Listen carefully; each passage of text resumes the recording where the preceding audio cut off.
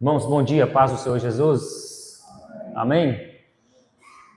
Os irmãos podem deixar aí suas Bíblias, suas revistas e vir aqui à frente, todos os irmãos, um minutinho. Só para a gente... Pode vir aqui, irmãos, rapidamente. Só para a gente entender, a partir desse mapa aqui, onde é que nós estamos. Pode reunir aqui ao lado, aqui mesmo, assim. Hoje é um dia especial, que é o Dia dos Pais, né? Então, nós imaginávamos mesmo que muitos irmãos não iriam conseguir estar aqui hoje. Desde o início das nossas lições, isso aqui é rapidamente, só para a gente entender aqui onde é que a gente está. Nós estamos percorrendo toda essa região. Para que nós situemos, Jerusalém está aqui embaixo. Então, Paulo parte de Jerusalém e, a partir daqui, ele inicia as suas viagens missionárias. Este é o trajeto da primeira viagem que Paulo fez. Então, partindo daqui, ele percorreu estas cidades na sua primeira viagem, implantando igrejas. Então, quando ele escreve aos Gálatas, por exemplo, ele está escrevendo para estas igrejas dessa cidade aqui, ó, região da Galácia. Por isso que é carta aos Gálatas. Nós estamos na segunda viagem missionária. Então, ele faz a primeira rota e volta para cá. A partir daqui, ele vai iniciar a sua segunda viagem missionária. Então, eu quero que alguém... Vamos aqui, Matheus. Alguém vai traçar aqui para a gente essa rota? Pode vir aqui. Porque nós partimos daqui, ó, de Antioquia, só que agora pode riscar, igual está aqui, tá? Só que aqui, qual que é o trajeto dessa segunda viagem? Ele começa a visitar as cidades onde ele passou na primeira viagem missionária. Então, pode traçar daqui, seguir lá ao lado dessa aqui, ó, passando pelas cidades, pode ir, pelas cidades, Icônio. Daqui parou. Lembra que nós falamos sobre Troade, que foi aquele passaporte que eu entreguei para os irmãos? Então pode vir até Troade, pode vir aqui. Isso. E pode tirar. Aqui ele tenta pregar nessa região, o Espírito Santo não permite, então ele vai para Troade. De Troade, ele vai para onde? Quem lembra? Vai para onde? Ele vai para Filipos. Então pode puxar aqui. Filipos. De Filipos, ele vai para Tessalônica, Bereia. Aqui, ele foi onde nós... Aliás, depois daqui, ele veio para Atenas, que foi a última aula, né? Pode descer. Para Atenas, isso. Então, olha a trajetória. Aqui não tem carro de última geração. Essas viagens demoravam anos e anos. Isso aqui já é Europa, tá? Aqui nós temos hoje a região da Turquia, a atual Turquia, que é essa região aqui, ó. Aqui é Europa. Então ele entra na Europa. Daqui de Bereia, ele vai para Atenas, que foi a nossa última lição. Então ele encontra aqui em Atenas tudo aquilo que a gente falou aqui na lição anterior. O vídeo que eu passei, aquela acrópole ali dos templos, o panteão de deuses. Aí daqui Paulo vai para Corinto.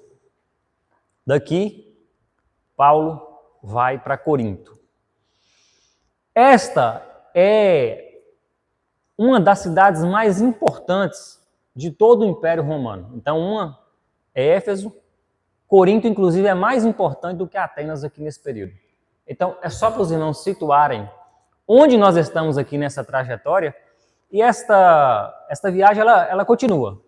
Depois nós vamos traçar ali a rota da terceira viagem. Viu, irmãos? Então, pode voltar só para a gente entender aí qual o caminho foi percorrido aí pelo apóstolo Paulo.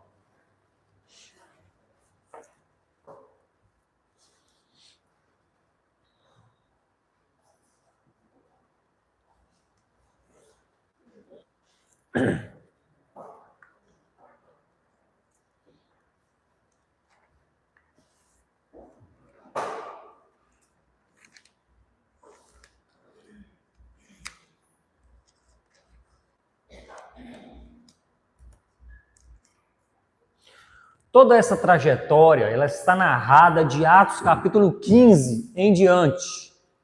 Então, se você lê a partir de Atos 15, você vai ver toda aquela trajetória percorrida ali pelo apóstolo Paulo. E eu estou com ele nessa viagem. Aquele ali sou eu sentado ali, tá vendo ali, ó? Eu passei com Paulo lá em Atenas e agora eu estou ali ouvindo o apóstolo Paulo pregando. Já pensou que privilégio? Você sentado ali, ó, ouvindo o apóstolo Paulo pregando? Quando eu olho essa imagem e agora olhando no telão, eu me sinto lá em Corinto. Aqui no fundo você tem um templo ali de Afrodite. E aqui o apóstolo Paulo, o cenário, irmãos, é exatamente este. É exatamente este. Uma cidade ali do primeiro século, barraqueiros, feira, comércio aquecido, multicultura, religiosidade, muitos templos pagãos. Este é o contexto de Paulo em Corinto. É muito semelhante ao que nós já falamos sobre Atenas na aula passada, com uma diferença que o destaque para Atenas era a filosofia, conforme eu mencionei aqui. Eram debater com filósofos. Então, a nossa lição de hoje é a suficiência da graça na cidade de Corinto. O que é algo suficiente? Qual que é a primeira palavra ou qual que é a definição que vem na mente? Aliás, alguém abre aí pesquisa aí no Google aí, definição de suficiente ou de suficiência. Quem achar aí, levanta a mão.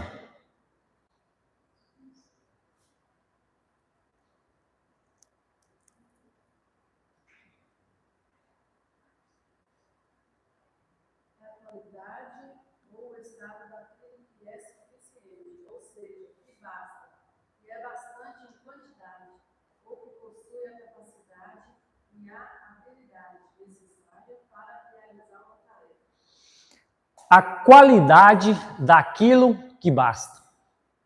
Por isso que Paulo vai escrever: a tua graça me basta. Então, a graça de Deus, ela é suficiente. Aqui a lição está abordando o contexto da cidade de Corinto, mas nós entendemos que a graça, em todos os sentidos, ela é suficiente na nossa vida, especialmente em tempos de grandes desafios e em tempo de desânimo, que é o que Paulo vai enfrentar aqui na cidade de Corinto. Lê o nosso texto, Áureo. Eu sou contigo e ninguém lançará mão de ti para fazer mal, pois tenho muito povo nessa cidade. Eu sou contigo e ninguém... Quem é que está falando isso e para quem está falando? Jesus está falando para o apóstolo Paulo. Porque ele chega nesta cidade dominada pela idolatria e pela imoralidade, e após passar ali por Filipos, Tessalônica, Bereia, estas cidades que Paulo passou, ele enfrentou grandes desafios.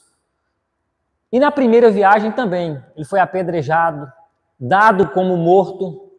Então, quando ele chega em Corinto, ele já está esgotado. Abra aí 1 Coríntios, capítulo 2, versículo 3. Conforme for achando, irmãos, já pode ir lendo o texto aí. 1 Coríntios, capítulo 2, versículo 3. E eu estive convosco em fraqueza, e em temor, e em grande tremor. Eu estive com temor, fraqueza e grande tremor. Quem é o missionário, o pastor, o líder, que ele tem hoje coragem de dizer isso frente aos irmãos? Porque a atual sociedade que nós vivemos é uma sociedade que ela exige uma performance, uma força, uma demonstração de força o tempo inteiro. Mas não tem isso na Bíblia.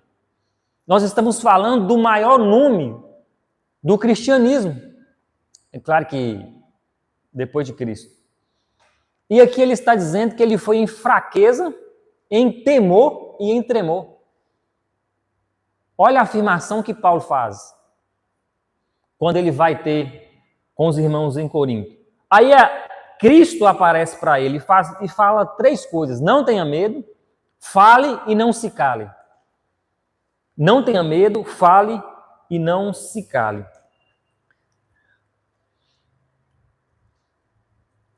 Alguém lê? Está com o microfone.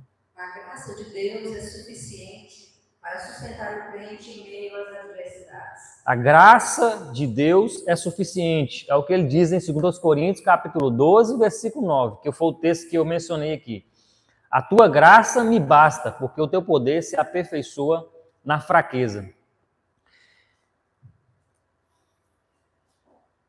Vamos ao texto bíblico aí. Atos, capítulo 18. Atos, capítulo 18.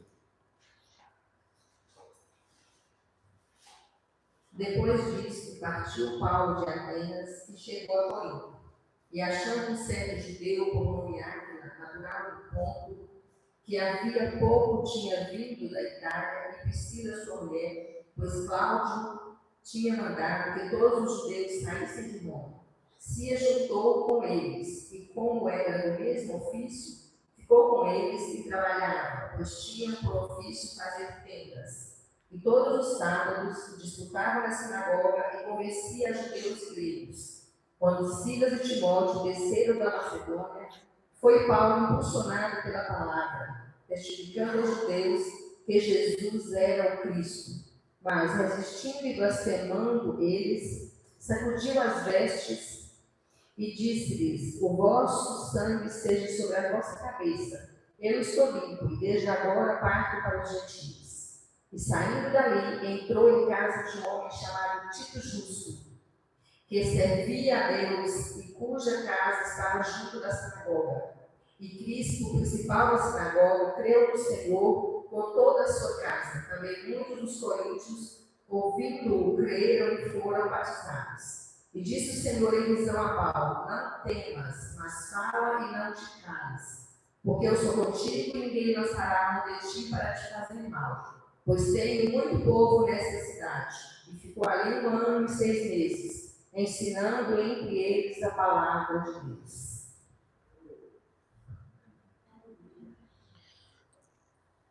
Então, os objetivos nossos da nossa lição hoje, rapidamente ali, compreender Corinto, os desafios do Evangelho e contextualizar com os nossos dias, né? Não basta a gente aprender sobre Corinto e não trazer isso para os nossos dias. Missão de Paulo e a suficiência da graça.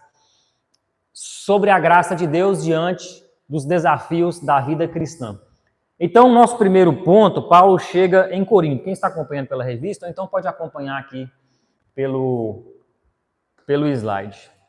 Então, Paulo chega na cidade de Corinto, desencorajado e cheio de medo.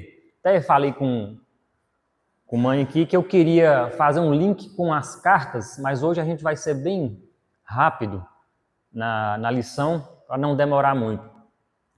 Mas Paulo chega em Corinto desmotivado e com medo. E os desafios que Paulo vai encontrar em Corinto não são apenas os desafios relacionados a ter que pregar o Evangelho. Quando nós vamos ler as cartas de Paulo, especialmente a segunda carta, ali tem um missionário, um pastor profundamente ferido e abatido. Abra sua Bíblia aí na carta de Paulo, na segunda carta. Quantas cartas Paulo escreveu para Corinto, irmãos?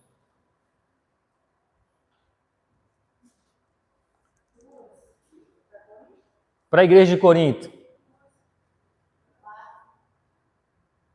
Quantas?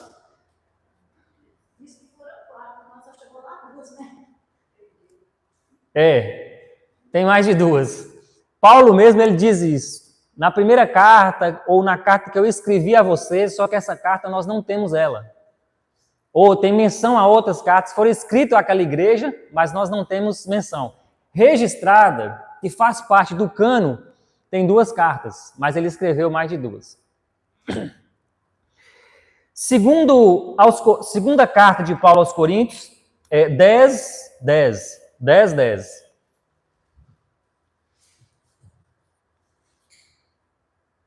Porque as suas cartas dizem, são graves e fortes, mas a presença do corpo é fraca, e a palavra desprezível. Irmãos, quem é que está falando isso e para quem? Lê de novo. Porque as suas cartas dizem, são graves e fortes, mas a presença do corpo é fraca e a palavra desprezível. Sabe quem é que está falando isso? A igreja de Corinto, que Paulo fundou e ficou 1 ano e 6 meses cuidando dela, está dizendo assim, ó, esse aí, as cartas dele até que tem um conteúdo, só que a presença dele é fraca e a sua palavra é desprezível. Olha o que Paulo tem que enfrentar com a igreja que ele fundou. Porque lembra de Atenas, que ele tem que discutir com filósofos? Corinto não está muito distante. O que Paulo escreve na primeira carta aos Coríntios? Quando eu fui ter com vocês, eu não fui com sublimidade de palavras para que a fé de vocês não se apoiasse nisso. Mas importe que eu pregue a Cristo e este crucificado.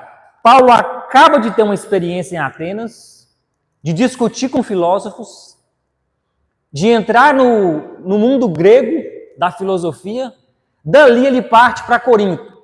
Quando ele chega em Corinto, ele não quer saber de debater, de discutir aquela filosofia. Ele fala assim, ó, tudo que vocês precisam saber é sobre Cristo e a mensagem da cruz. Por isso, os irmãos de Corinto, mesmo ele tendo fundado a igreja, cuidado da igreja, se preocupado com aqueles irmãos, sofrido por eles, ele diz assim, a palavra de Paulo é fraca e desprezível. Por isso que a segunda carta que Paulo escreve é de um obreiro, de um missionário, ferido com a igreja que ele fundou. Olha o teor. A primeira carta de Paulo, ela tem um conteúdo específico. Então ela varia. A emoção de Paulo, ela vai variando muito pouco na primeira carta. Então ele começa a apresentar ali, por exemplo, que aquela igreja está tendo um problema de culto à personalidade. Uns estão dizendo assim, eu sou de Apolo, porque Apolo era eloquente. Outros estão dizendo, eu sou de Pedro. Outros, eu sou de Paulo. Então ele escreve aquela primeira carta para resolver alguns problemas ali naquela igreja. Mas a segunda carta, por ter sido desprezado por aquela igreja, porque ele faz uma outra viagem e visita aquela igreja, ele escreve com um profundo sentimento de dor no coração. Porque eles estão dizendo que a palavra dele é desprezível. Percebe o que ele vai enfrentar aqui nessa cidade? Porque pregar o evangelho, irmãos, o evangelho ele transforma a pessoa. Só que isso não acontece da noite para o dia, não. A graça alcança e o processo de santificação, o nome já diz, é um processo. Isso precisa, o cristão precisa ser moldado todos os dias. Todos os dias. Então, dentro dessa cultura de filosofia, Paulo vai enfrentar um grande desafio, porque os irmãos pertencem àquela cultura. Olha o verso 11, o capítulo 11 e o verso 5. 2 Coríntios 11, 5. Porque penso que em nada fui inferior aos mais excelentes apóstolos. 6. E se sou rude na palavra, não sou, contudo, na ciência, mas já em tudo nos temos feito conhecer totalmente entre vós. Veja bem, aqui Paulo está fazendo sua defesa. Defesa entre aspas, porque nós vamos perceber que quem entende o chamado e o propósito, ele não fica explicando muitas coisas. Ele executa. Inclusive, quando Paulo vai pregar que muita gente não escuta, não ouve o evangelho, Paulo não fica lá chorando diante de Deus. Oh, meu Deus, o evangelho não... As pessoas não aceitaram. Ele sacode a poeira e vai embora. Fala assim, não quer não? Então eu vou pregar para quem quer. É assim que Paulo age. Mas aqui, na minha versão, diz assim, ó, porque suponho em nada ter sido inferior a esses superapóstolos. Olha como é que a igreja de Corinto estava tratando os outros. Embora seja fraco na fala, então Paulo está reconhecendo. Irmãos, Paulo está reconhecendo que ele era fraco na fala. Embora seja fraco na fala, não sou no conhecimento. Não sou no conhecimento. Então aqui, a gente pode discorrer sobre muitas coisas aqui. Muitas coisas. O evangelho avança pelo poder do Espírito. Mas Deus usa, ou Deus capacita, Deus dá entendimento.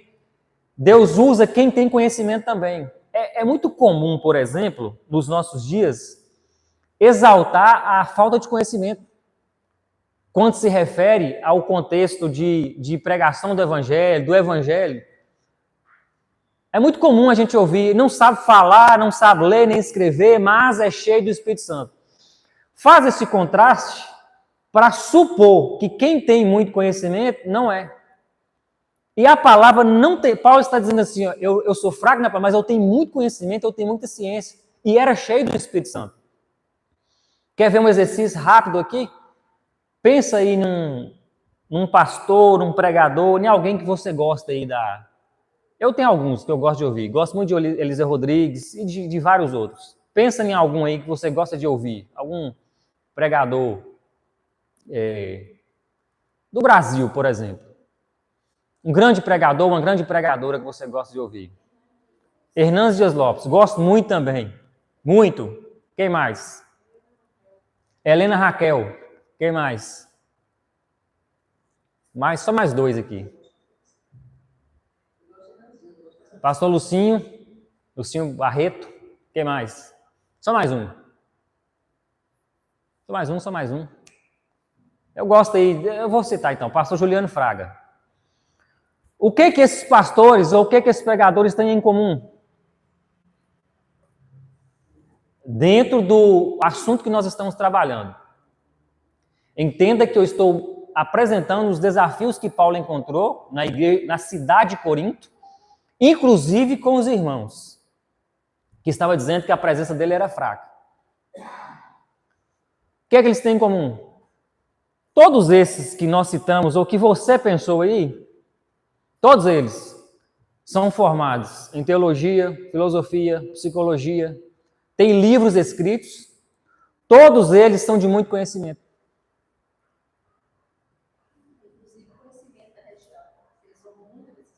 Inclusive conhecimento daqueles locais ali. Todos eles têm livros escritos. Hernandes Dias Lopes, ele tem a Bíblia inteira comentada. Todos eles, todos que vocês pensaram aí são de muito conhecimento.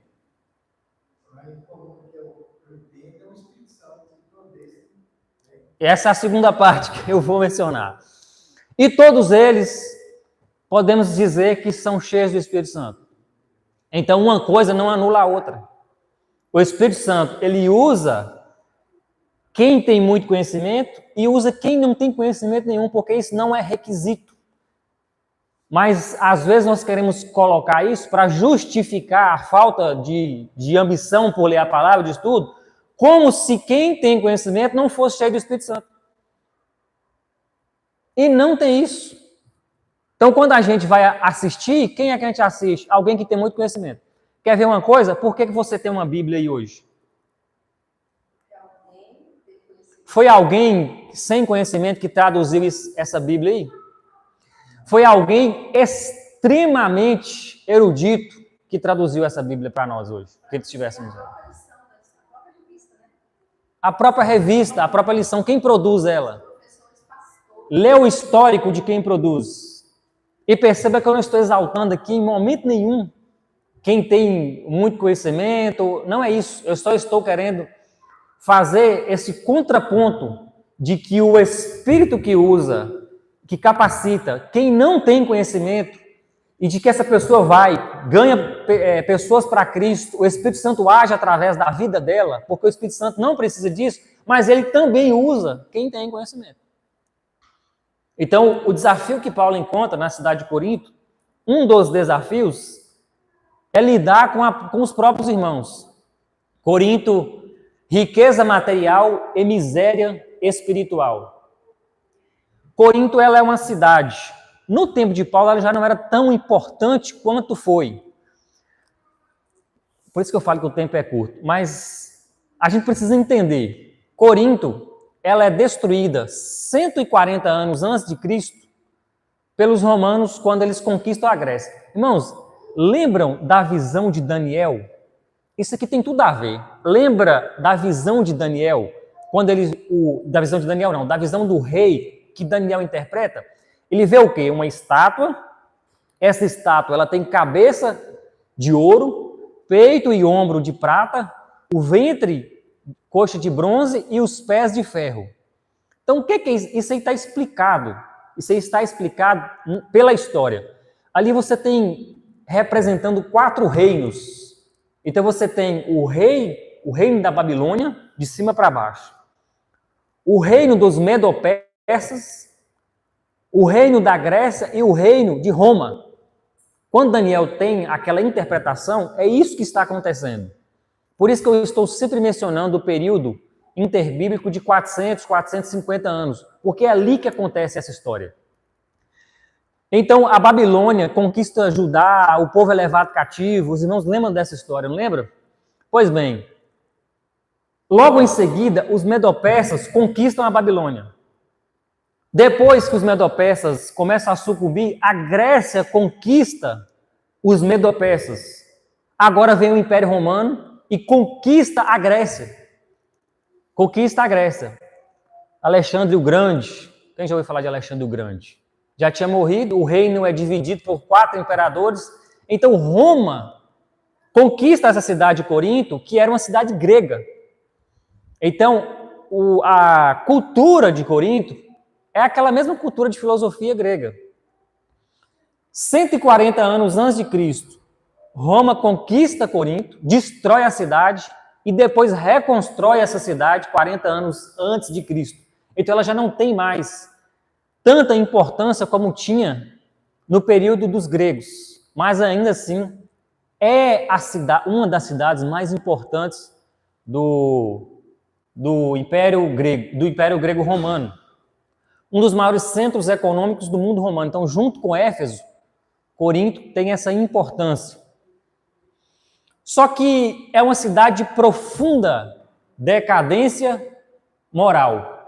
Templos pagãos, especialmente o templo de Afrodite, associado ao culto e à prostituição ritual. Tem um historiador que ele vai dizer que aquele culto e prostituição ritual, como que acontecia na cidade de Corinto? Você tinha lá o templo de Afrodite, daqui a pouco eu vou até mostrar uma imagem do que seria esse templo. E como que era o sistema de culto dessa cidade? Existia em torno de 1000 mulheres prostitutas, que eram chamadas de sacerdotisas. Então, o ritual do culto deste povo, era as sacerdotisas, que eram prostitutas, iam para a cidade baixa, porque a cidade de Corinto era igual a Atenas. Existia a Acrópole, a cidade alta, e a cidade baixa. Se prostituía com viajantes, pessoas daquela cidade, iam para o templo. O culto deles, oferecido para a deusa Afrodite, era um ritual de imoralidade sexual. Olha o contexto que Paulo vai ter que anunciar o Evangelho.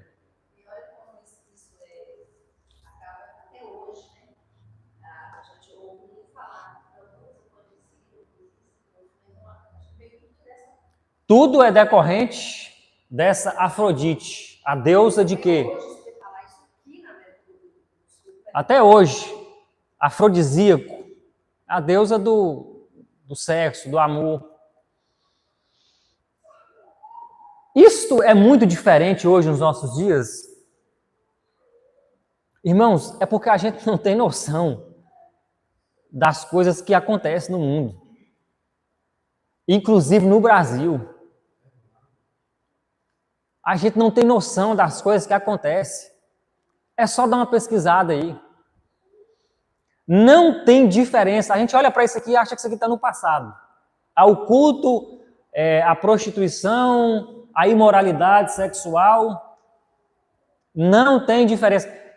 Sabe quantos anos Sodoma e Gomorra, que foi destruída por Deus por causa de imoralidade, está antes disso aqui? Desde que mundo é mundo. Muda um pouquinho o formato. Talvez você não tenha templos hoje em cultos oferecidos nessa circunstância, mas você tem o Espírito ali presente. Você tem ali o Espírito presente. A expressão corintianizar, ela vem do verbo, deixa eu ver se eu consigo mencionar. Corintianizestai, significa viver como um coríntio. Então, quando alguém tinha uma vida devassa, imoral, alguém dizia assim, não é corintiano não, é um coríntio, porque dá na mesma, porque o verbo era corintianizar. Então, quando alguém queria se referir a alguém perverso, de imoralidade sexual, dizia assim, vamos supor que fosse eu ia falar os musclarenses, mas não, os janaubenses. Ele é um gurutubano, que ele é gurutubano. É um gurutubano. E eu nasci em Janaúba, não foi exemplo, não foi bom também, não. É um gurutubano. Então a ideia é essa. Quando queria se referir a alguém, a expressão corintianizar. Era um coríntio. Tamanha era a identidade. Olha o que uma identidade, como que define a vida de uma pessoa. Então Paulo vai pregar o evangelho nesse mundo. Ali tem o que seria o templo de Afrodite. É claro que essa imagem aí é uma imagem...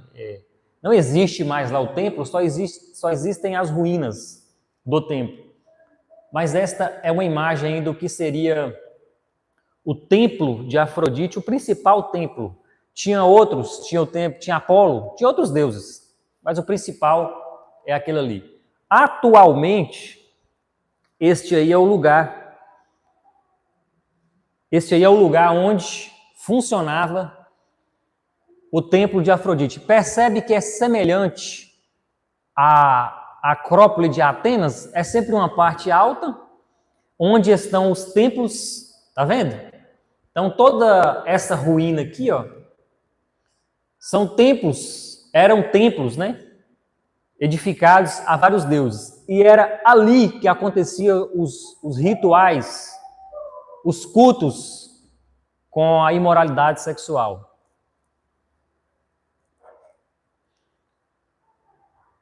Temor humano e dependência da graça. Nosso ponto 2. Quando Paulo chega em Corinto, ele vai se lembrar das perseguições sofridas em Filipos, em Tessalônica, em Bereia. Ali está a referência, estão as referências, nós não vamos ler, não. Mas ele vai se lembrar disso. Além da sua constante preocupação pastoral com aquela igreja e com aqueles irmãos.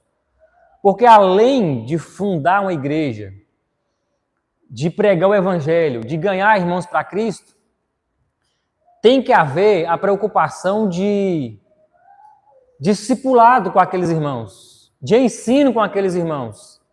Paulo ficou 1 ano e 6 meses em Corinto, e foi aí a igreja que ele teve mais dificuldades. Nós poderíamos ler aqui a primeira carta, só para os irmãos terem uma ideia. Ele vai começar resolvendo alguns problemas ali naquela igreja de Corinto. É um enteado que está tendo relação com a sua madrasta. Olha o nível de de problema que Paulo encontra. Por que acontece isso? Porque eles estão na cultura onde a imoralidade sexual ela é natural. E ele precisa lidar com isso. Onde a cultura do culto à personalidade é normal. Então ele precisa lidar com isso. Eles estão dizendo que sua presença é fraca, ele vai escrever a carta.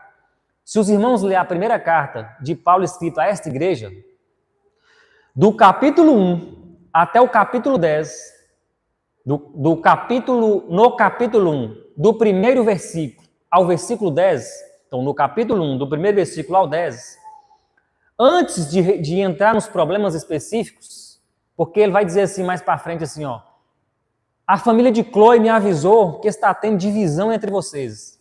Então aqui já tem uma coisa importante, ele não fala que eu fiquei sabendo, ele dá nome para quem falou com ele, é assim que resolve o problema.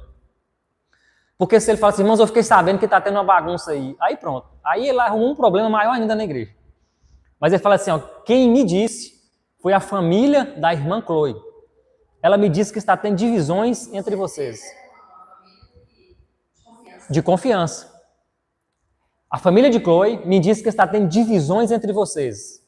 Só que antes de apresentar quais são os problemas daquela igreja, no capítulo 1, do versículo 1 ao 10, Paulo, ele repete o nome Jesus Cristo, depois você lê na sua Bíblia, 10 vezes.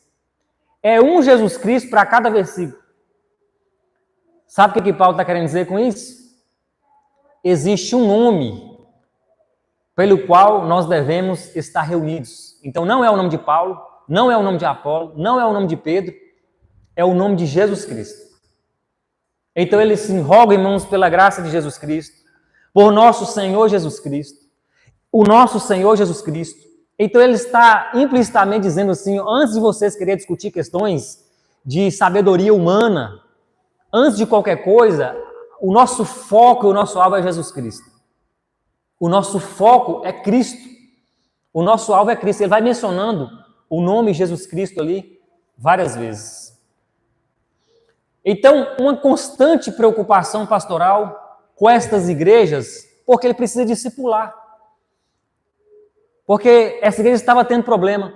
Sabe por que a gente lê o texto da ceia? Aquele texto de 1 Coríntios 23?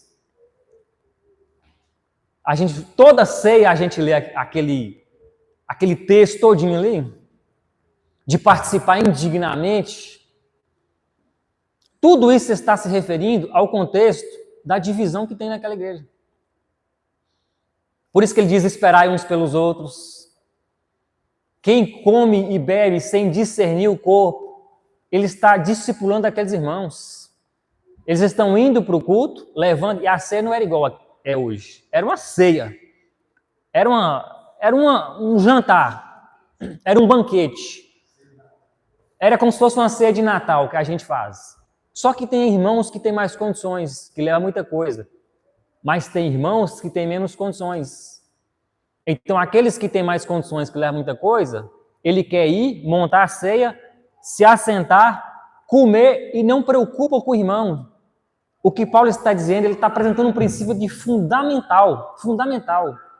O princípio regulador da ceia não é se você vai alimentar, mas é se você vai ter comunhão com seu irmão. O princípio regulador da ceia é a comunhão. Ele vai tratar disso na carta. Deus nos chamou à comunhão. Por isso que Jesus, quando ele se assenta na mesa, ele reparte o pão e entrega para cada um. A igreja, irmãos, ela foi feita para viver na comunhão. É porque nas ceias deles, no templo, tinha de tudo, tinha frutas, tinha carne, tinha tudo, mas tinha que ter o pão. Na mesma ceia de Jesus também foi assim, né? Hoje não tem mais a mesa do banquete, tem só o pão e o cálice que representa o corpo santo. Mas Jesus pegou o pão de uma ceia de banquete e partiu e falou. Na ceia também tinha o vinho, né? O que Paulo vai escrever aos Efésios? Cristo é o cabeça do qual nós somos o corpo. Ele vai escrever isso aos Coríntios também. Cristo é o cabeça e nós somos o corpo. Comunhão, é por isso que eu sempre gosto de mencionar isso, é por isso que na ceia não é alguém A ceia, ela não é celebrada simbolicamente, tá, irmãos? A gente faz isso aqui de forma simbólica, mas entenda o princípio. A ceia de Cristo, ela não é celebrada com alguém à frente, olhando de cima para baixo. São todos se assentados na mesa, porque na mesa você olha no olho de todo mundo à mesma altura. Na mesa não tem ninguém assentado acima do outro. Nenhuma mesa que você vê vai ter uma cadeira mais alta. Nenhuma. Toda mesa, e naquele tempo a mesa, eles sentavam no chão, colocavam os pés de lado, por isso que João inclinava a cabeça no peito de Jesus, porque não era uma cadeira igual hoje, era no chão, então ele deitava, inclinava a cabeça no peito de Jesus. Então na mesa você olha no olho de todo mundo. A igreja é um ambiente onde qualquer um, do mais simples ao mais importante, ele tem o mesmo valor. Então esse é o desafio que Paulo vai encontrar como pastor daquela igreja. Uma constante preocupação pastoral com as igrejas já fundadas. Falei que ia acabar 10 horas, mas os irmãos me dão mais... Quantos minutos? Mais 10? Pode ser? O ministério pastoral e a obra missionária podem impor grande desgaste físico, emocional e espiritual. Deus era com Paulo, sim ou não? Amém? O Espírito Santo mandou Paulo ir, sim ou não? Amém? Mas ele deixou de enfrentar desgaste físico, emocional e espiritual. Paulo não expulsou lá o demônio daquela menina.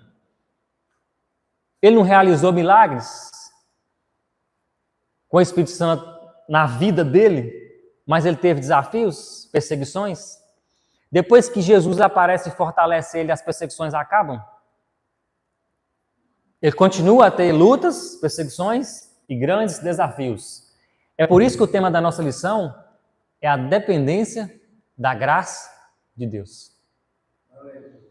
Porque o que nos sustenta, o que sustenta o missionário no dia do desgaste físico, emocional e espiritual é a graça. Naquele texto que ele diz, a tua graça me basta, ele vai dizer que foi colocado um espinho na carne dele e que Deus não tirou. Tem hora que eu penso que todo crente tem um espinho na carne. Eu tenho isso comigo. Eu penso que todo cristão tem um espinho na carne que ele luta diante de Deus e Deus não tira. Pode ser de qualquer natureza. Deus está dizendo assim, a minha graça é suficiente na sua vida, porque se Deus retirar o espinho e eu me tornar autossuficiente, eu vou entrar na filosofia de quem? Dos estoicos e dos epicureus, que nós estudamos na aula passada.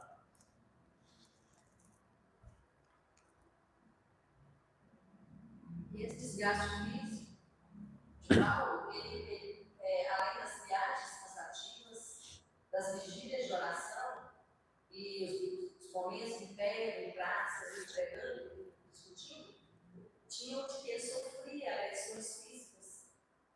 Ele foi apedrejado com o morto. Então levantou dali vivo, todo ferido e continuou. Então assim, até cicatrizar essas feridas naquele tempo. Deixa eu ver aqui. Não sei se alguém encontrar o texto primeiro do que eu aí, pode encontrar. Pode ler. Não, já achei aqui. 2 Coríntios, capítulo 11, versículo 23. 2 Coríntios 11, 23. Lê aí rapidamente até o 27. 2 Coríntios 11, 23. São hebreus, também eu. São israelitas, também eu. São descendência de Abraão, também eu. São ministros de Cristo, falam por fora de mim. Eu ainda mais, em trabalhos, muito mais, em açoites, mais do que eles, em prisões, muito mais, em perigo de morte, muitas vezes. Recebi dos judeus 5 quarentenas de açoites menos 1. 49. 49 agora? Não, 49 açoites. Quarentenas, E vai ser 25, né? Isso. 3 vezes fui açoitado com varas, Uma vez fui apedrejado, 3 vezes sofri naufrágio, uma noite, um dia passei no abismo.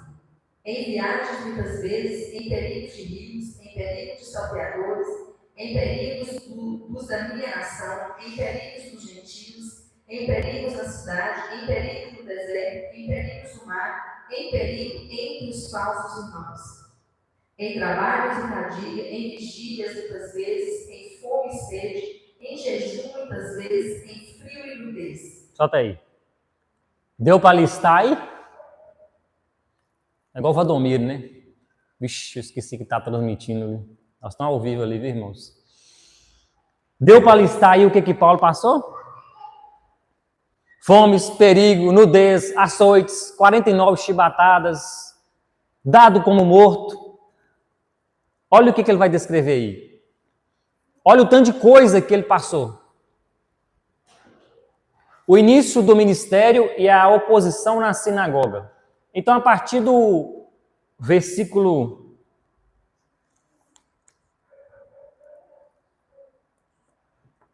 É o início aí do texto que nós lemos.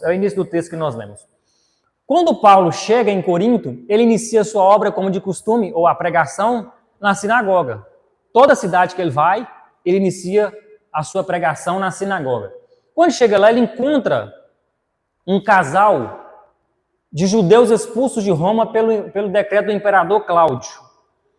Tinha uma ideia de um tal de um Christus que estava causando muito problema em Roma. Então, associado ao Cristo dos judeus, tem muita pouca história, muito pouca coisa sobre o motivo por que o imperador expulsou os irmãos. Mas entende que foi uma confusão que houve entre esse tal desse Christos, que estava causando tumulto, e o Cristo dos judeus. Então ele decide expulsar de Roma irmãos que já são cristãos. Então Paulo encontra Priscila e Áquila. Ali tem algo interessante, porque, via de regra, o nome do casal, o homem é mencionado primeiro, você vai ver isso recorrente, era em grau de relevância dentro do contexto, o nome do homem era mencionado primeiro. Só que algumas vezes você encontra Priscila sendo mencionada primeiro, dando a entender que essa mulher era uma grande cooperadora com a obra do apóstolo Paulo. Lucas vai mencionar isso algumas vezes. É um casal que passa a ajudar Paulo. Eles têm um ponto em comum.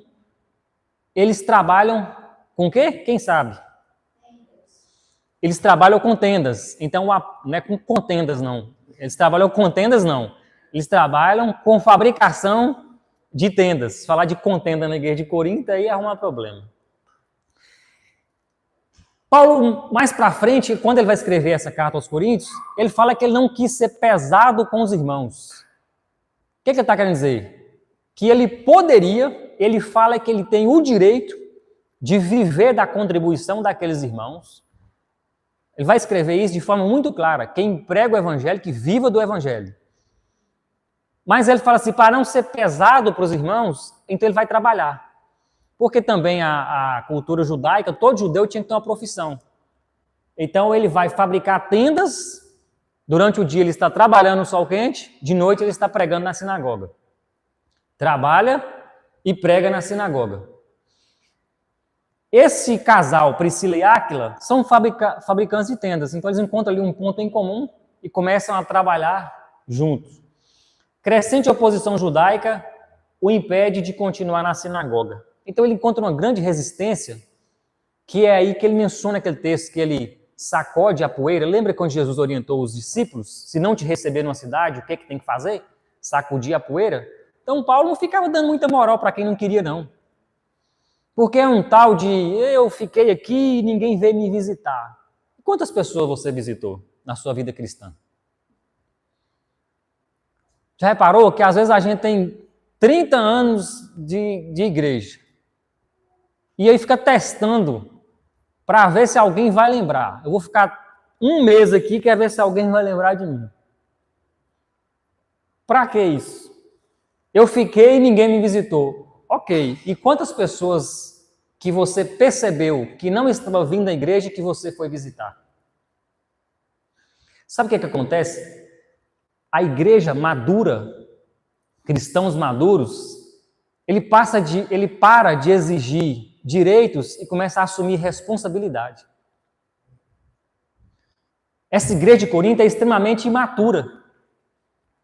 Extremamente imatura. Tem igreja que Paulo vai escrever assim, ó, eu tive que dar leite para vocês como crianças, já era para vocês estar se alimentando de alimento sólido.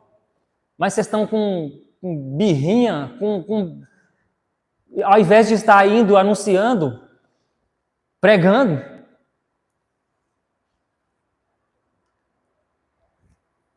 Nosso ponto 2. A continuidade da missão e o encorajamento divino. É aqui que Paulo encontra o grande desafio do desânimo. Como é terrível e como isto acomete qualquer cristão. Qualquer cristão. Quem aqui nunca teve um momento de estar desanimado? Se eu for ouvir cada um aqui, todos, sem exceção, em algum momento sentiu fraqueza. E aqui a gente não pode confundir, porque tem gente que acha que o pastor ele não tem fraqueza. Tem, irmãos. A gente não pode confundir pecado com a fraqueza a qual Paulo teve aqui, o desânimo. Por vários motivos. E um eu já citei lá, quando ele vai escrever a sua segunda carta. Pelo desprezo que ele teve pela igreja que ele ajudou a fundar. São de várias formas. Pelos açoites, pelas prisões. Por muitas das vezes, ser alguém isolado. Você acha que Paulo tem situações como o pastor daquela igreja que ele pode falar pelo menos para uma pessoa? Não tem, ele tem que guardar para ele. Isso gera desgaste emocional. São vários e vários desafios. Então é aqui que Cristo aparece para fortalecer o apóstolo. Quando ele é expulso da sinagoga, ele encontra uma casa deste homem aqui, Tito Justo, que ficava ao lado da sinagoga. Gentil, temente a Deus. Logo, o principal da sinagoga, chamado Crispo, ele aceita a fé em toda a sua casa, assim como o carcereiro. Lembra do carcereiro? Então, Paulo, ele não desiste. Alguém já dizia que o importante não é como começa, o importante é como termina. Por isso que a Bíblia fala tanto de perseverança. Por isso que Paulo vai mencionar que a vida cristã é como um lavrador, um atleta ou um soldado. A ideia do soldado ali é alguém extenuado com a guerra, extremamente cansado com a guerra. A ideia do atleta é aquele que batalha para alcançar um alvo. Não adianta, você já viu aqueles atletas olímpicos que ele dá um tiro, daí a pouco, na metade do caminho, ele começa perdendo o pique. Quando chega lá no final, ele já passou 4, 5 na frente dele. Quem corre aí? Quem corre aí? Só o Sim ali? Tem alguém que corre? Camarguinho aqui, nosso atleta, que corre. Não adianta você querer sair desesperado. Não adianta. Chegar na metade do caminho vai cansar. Então, a caminhada cristã é uma constância. Paulo não desiste.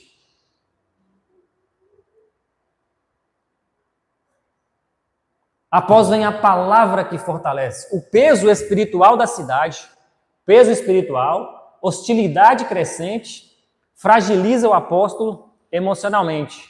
Mesmo os mais fortes enfraquecem.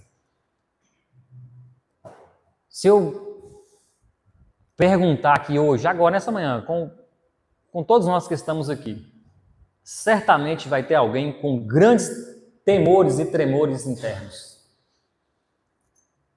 Certamente vai ter alguém com grandes tremores e temores internos. Mas a lição nossa, ela fala da suficiência da graça de Deus na nossa vida. O Senhor permite que a gente passe por isso para demonstrar que é exclusivamente pela graça. E a definição que a Mariana leu ali, Luciano leu, é que a graça, que suficiência é aquilo que basta. Suficiência é aquilo que basta. Homens de Deus também sangram e pode adoecer emocional e espiritualmente. Espiritualmente. Então não tem nada de demônio. É porque não. É humano. Pode falar dessas situações que tem suicidado? É algo que nos nossos tempos a gente não via muito isso não, mas isso acontece. Já é o extremo. Esgotamento. Significa que todos, independente do nível que esteja, ele precisa de caminhar. Por isso que a igreja é comunhão. Ele precisa de caminhar com alguém. Todos.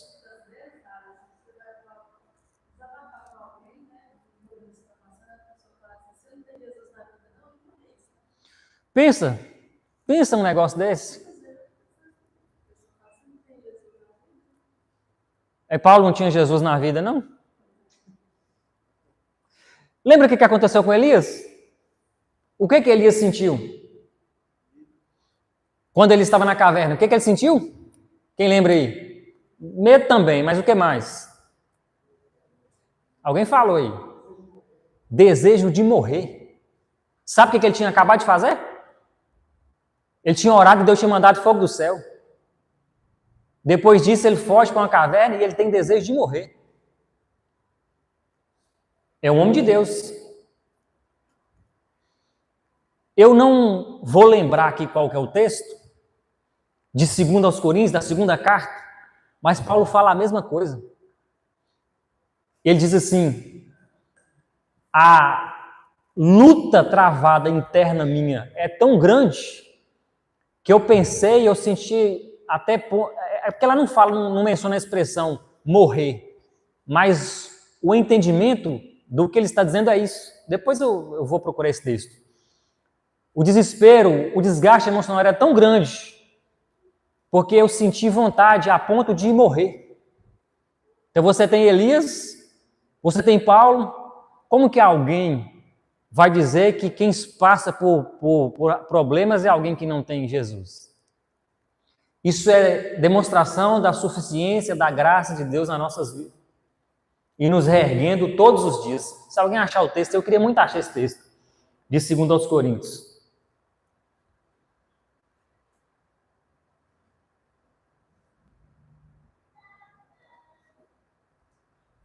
Deixa eu ver aqui, irmãos.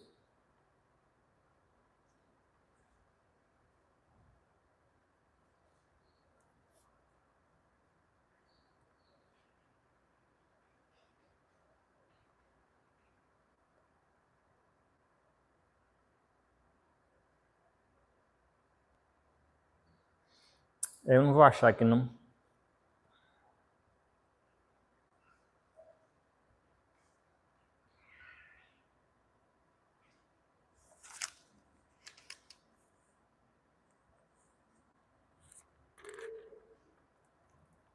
Rapidamente aqui, só mais 30 segundos.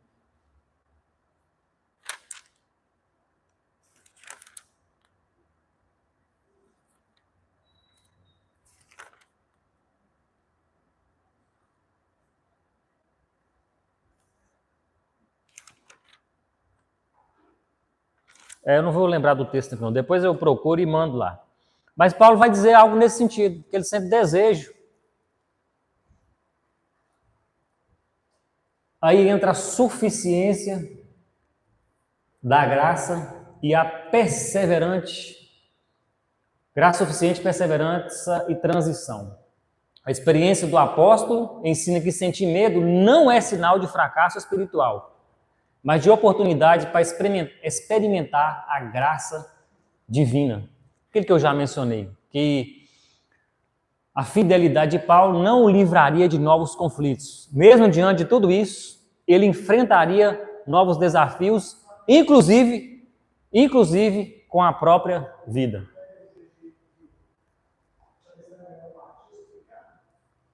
Esse é em Filipenses, não é não? Qual que é o texto? Não, não é o de Filipenses, não. É um que ele escreve... Leu de Filipenses, mas não é esse de Filipenses, não. É um que ele escreve de segunda carta aos Coríntios.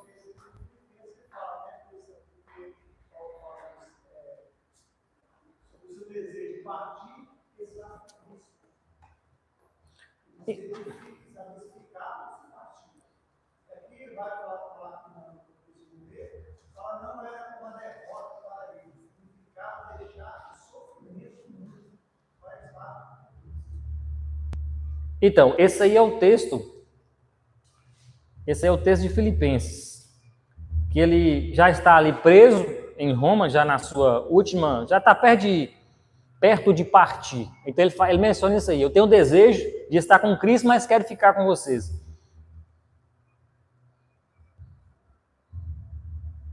Só um minuto.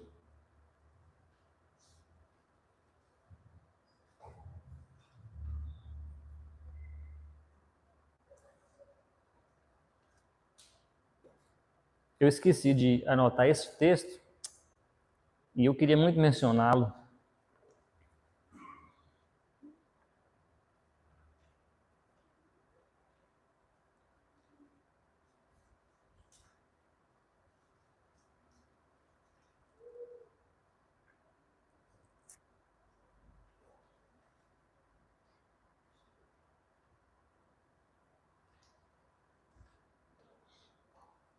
Segundo aos Coríntios 1, 8 e 9. Deixa eu ver se é esse texto aqui.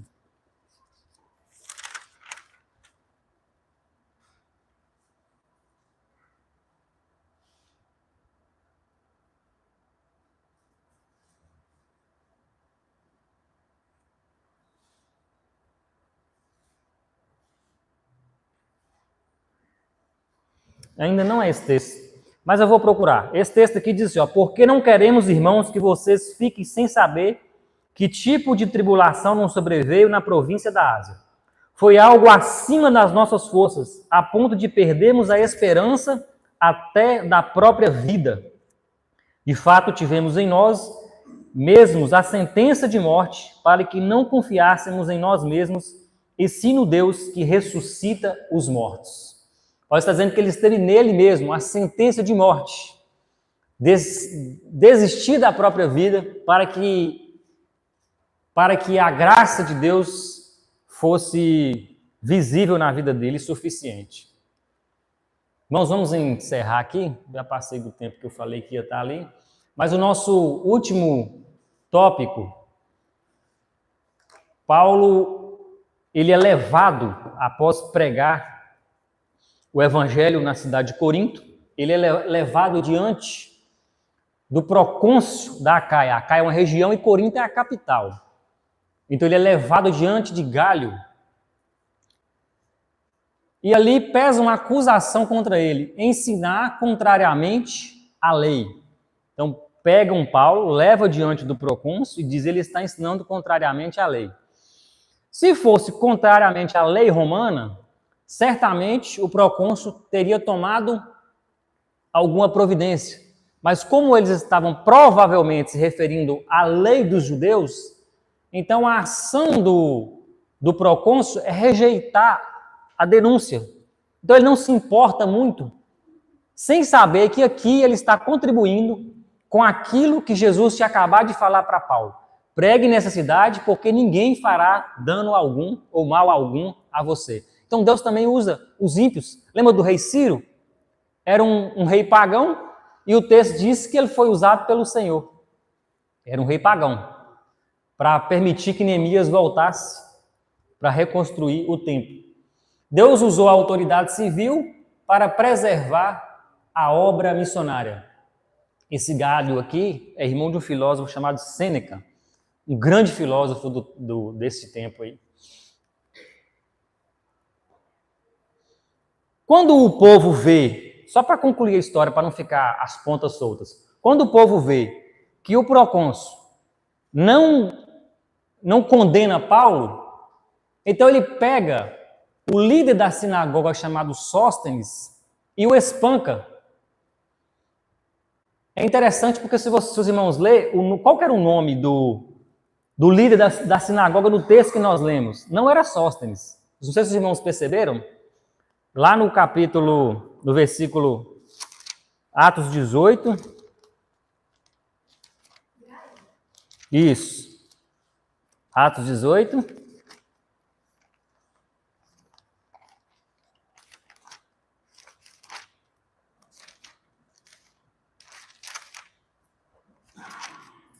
O versículo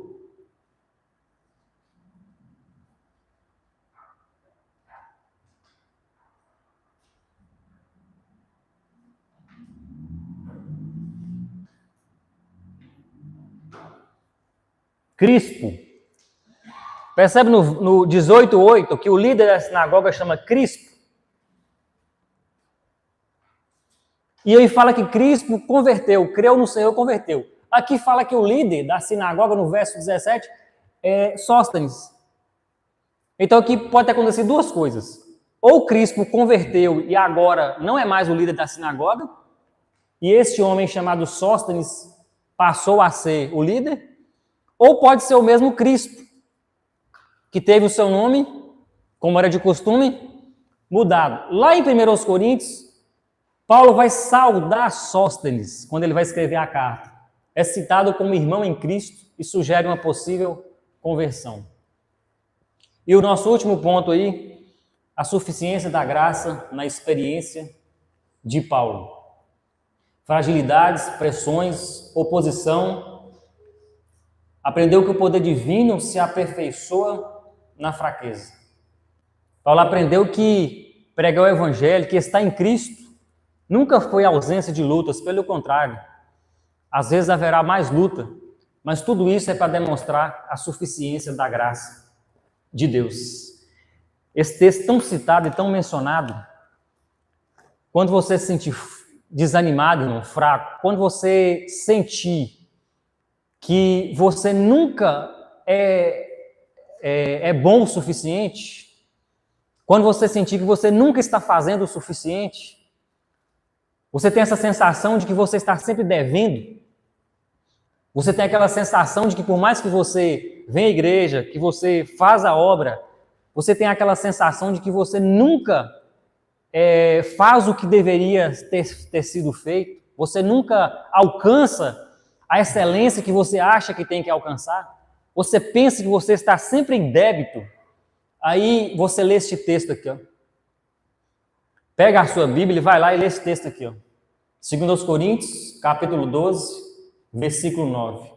Vamos ler esse texto aqui em voz alta, todo mundo? Vamos ler em voz alta para que saia lá na transmissão, lá no 3. 1, 2, 3. A minha graça te basta, porque o meu poder se aperfeiçoa. Para o ensaio ficou bom, vamos a segunda vez. 1, 2, 3. A minha graça te basta, porque o meu poder se aperfeiçoa. Irmãos, feche seus olhos, curva a sua cabeça rapidamente. Jesus querido, em nome do teu Filho amado, Pai, Jesus, que não seja apenas uma escola de entendimento, de ensino,